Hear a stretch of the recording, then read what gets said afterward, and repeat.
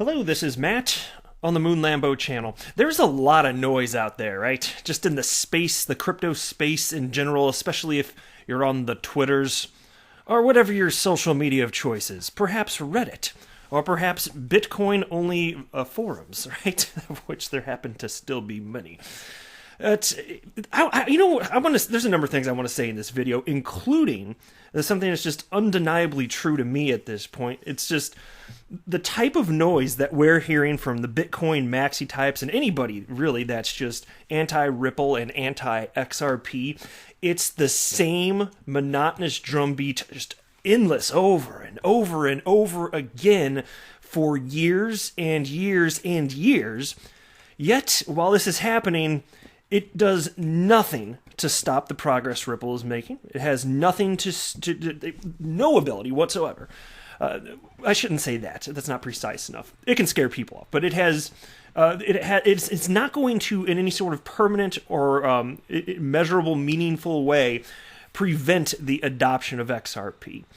And I've got some things I want to point out, but before we go any further, if you would please ever so delicately tap the like button, I would definitely appreciate the support.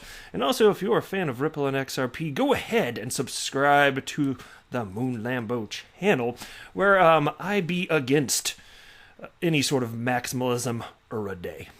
Or a single day. I do want to be clear, though, that I don't have a financial background of any kind. I am not offering financial advice or advice of any kind.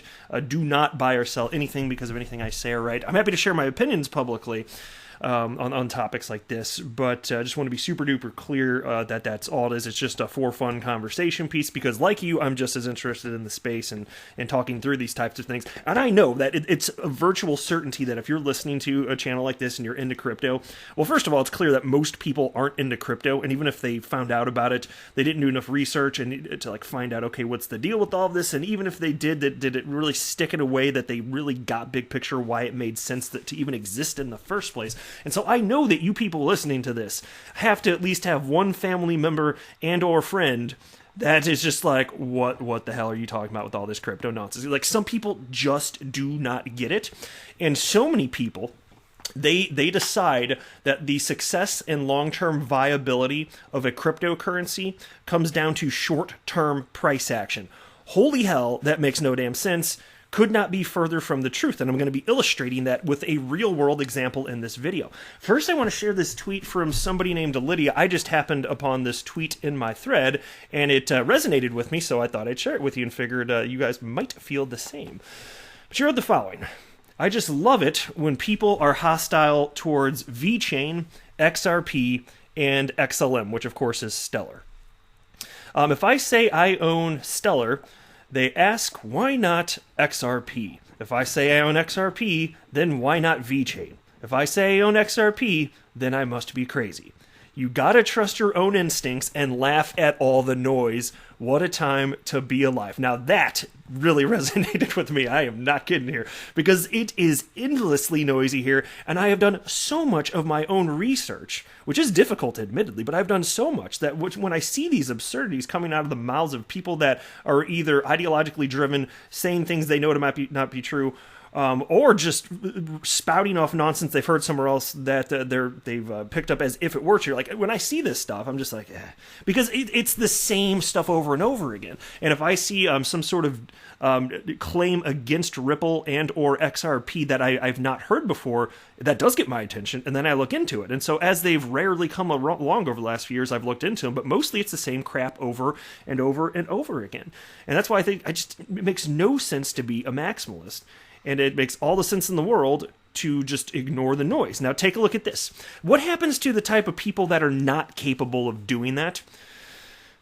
Well, here's a good example. This person clearly missed out. This comes from bitcointalk.org. So we're basically in the demon's lair here. Am I as an XRP enthusiast, am I even allowed to go into a Bitcoin forum to even view this with my own eyeballs? Am I allowed to I feel like I'm doing something wrong. Am I allowed here? Am I about to get stabbed? Somebody gonna shank me? Or is it shiv with a shank? I don't know. You guys tell me in the comment section below. If I get shivved with a shank or something along those lines, you got the cut of my jib. I'm not going to be too happy leaving this particular Bitcoin forum. But here's a message from somebody named Amaro on May 9th, 2017. over 3 years ago. Now, before I even read this, I just want to state that, and I'll break it down a little bit as we go through, but I want to state right now, what you're about to hear, it's the same crap that I've been hearing, because mind you, I want to be clear too here, like May 9th, 2017, I hadn't even heard of XRP. I've been in the world of crypto for less than 3 years. I had not even heard of XRP. And here, this person was already fed up, and I hadn't even started my journey at this point. And what you're about to hear right here is the same crap that I've been hearing for the last 3 years that doesn't make logical sense. And it didn't start when I joined the world of crypto. Like, you know, you only have your own frame of reference, so it's like same for historical context of anything. It's like the history begins when you started being able to observe it with your own life experiences and all that. No, this has been going on for some time. And so, like, these types of complaints, they were going on for years and years prior, for almost a decade at this point. So check this out. And the headline here of this particular post was, Ripple XRP is a complete fraud, get out. Now, given that it's been over 3 years, I would like to know if that is a factual statement. How is it that central banks around the world, even after 3 years, continue to be tricked by the scamming company Ripple? Right? How is it possible, right? How is it possible that XRP didn't go the way of BitConnect, which was a multi-billion-dollar Ponzi scheme? How is it that after all of this, and the tremendous scrutiny that Ripple and XRP go under, how is it possible that they're still around? Could it be that this person doesn't know what the hell it is they're talking about? Perhaps that's more likely? Well, here's what they wrote.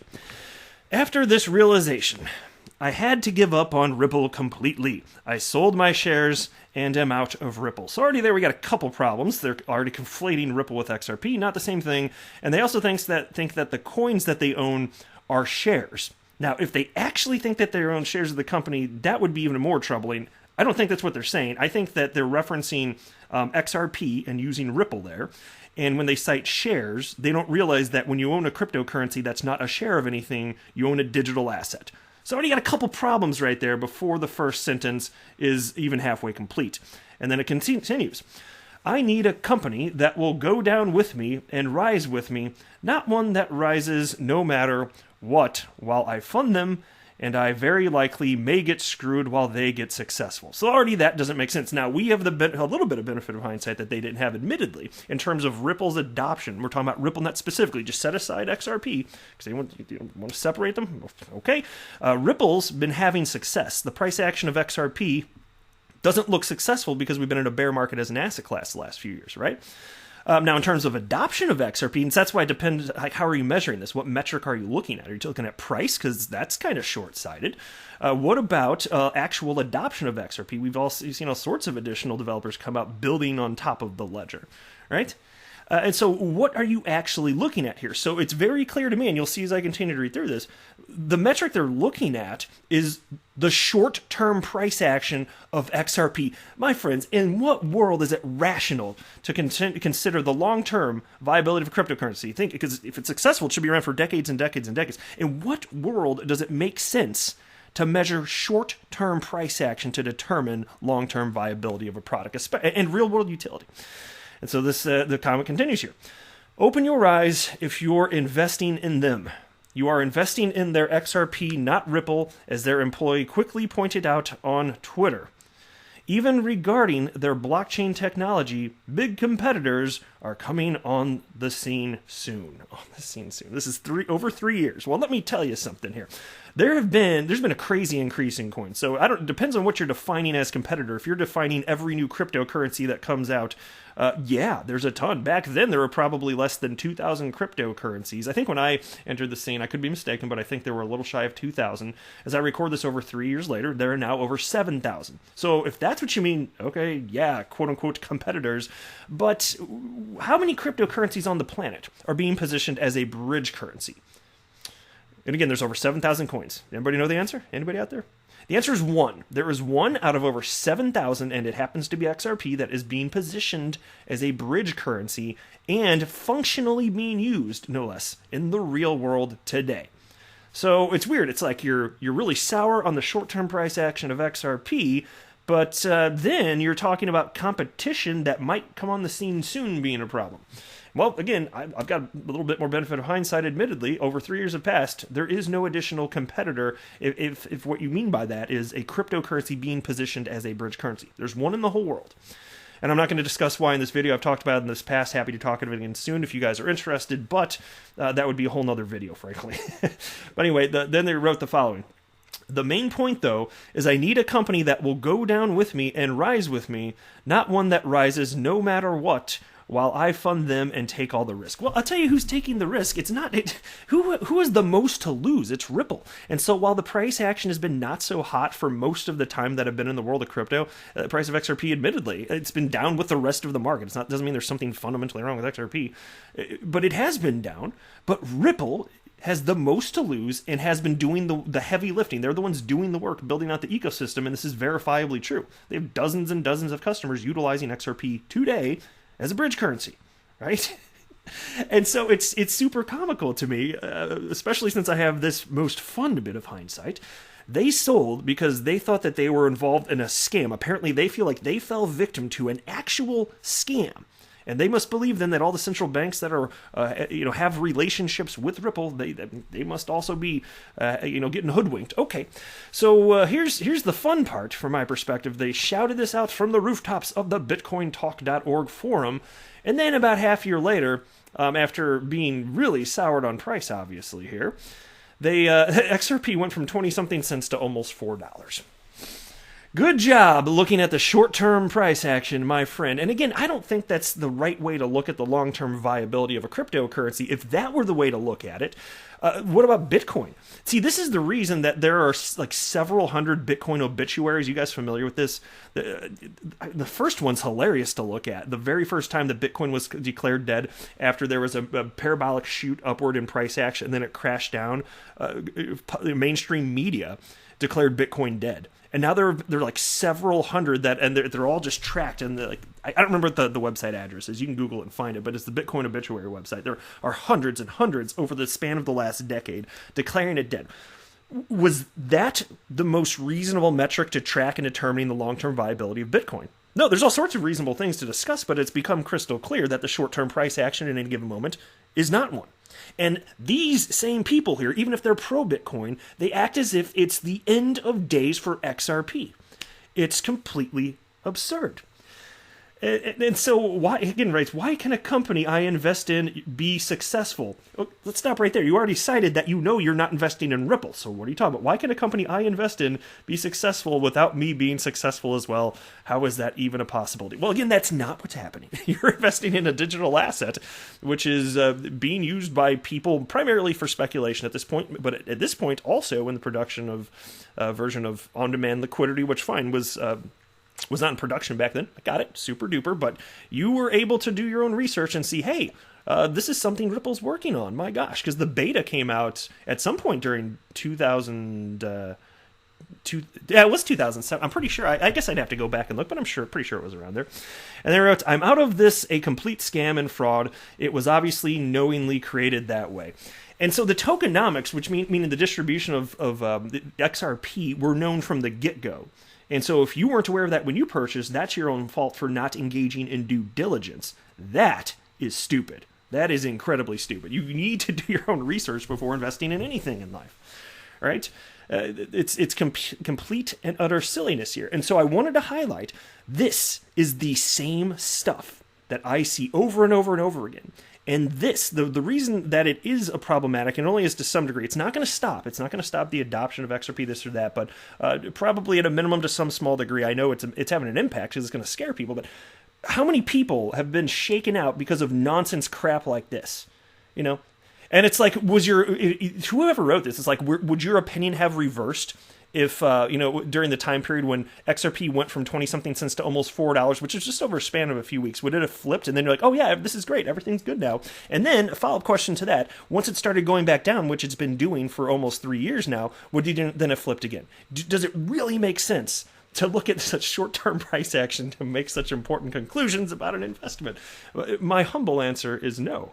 You know, it does not make a damn bit of sense. But I see people getting shaken out from this type of crap over and over and over again, and that's why I wanted to highlight this. It simply isn't going to stop. You know, it was happening before I knew XRP existed, long before. It's been happening during this, and long after this exact moment in time as I record this video, the same crap is going to be spouted out, and it's going to be just as illogical in the future as it is right now, as it was in the past. It's based on emotions and a lack of understanding about what makes a reasonable investment, in my humble opinion. So there we go. So that's why, again, when I see stuff like this, I'm just like, oh, Lord. And so I just want to share my opinion. You know, if they get to share their opinion like this and I know it impacts it, I'm glad that I have this platform where I can just be like, here's why this is stupid, and it makes sense to not be emotionally involved. Like, this person's not making rational decisions, in my opinion. This is my opinion. To me, this looks like an emotional decision, you know? And even though I'm never going to offer financial advice, I will say this, on almost anything in life, it makes sense to remove the emotion. And so thankfully, I have a platform where I can talk about something like that from time to time and just share my opinion on it. Because whatever you do, it makes no difference to me. Buy or sell XRP, I don't care. Don't get involved, doesn't matter to me in any sort of personal way whatsoever.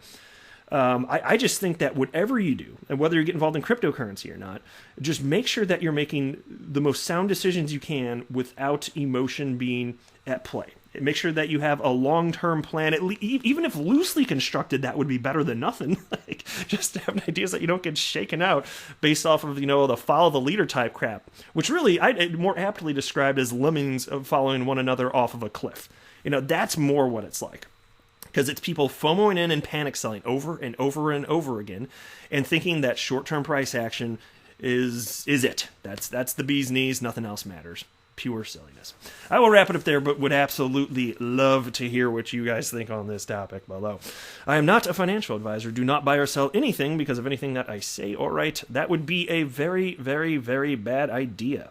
Until next time, to the moon, Lambo.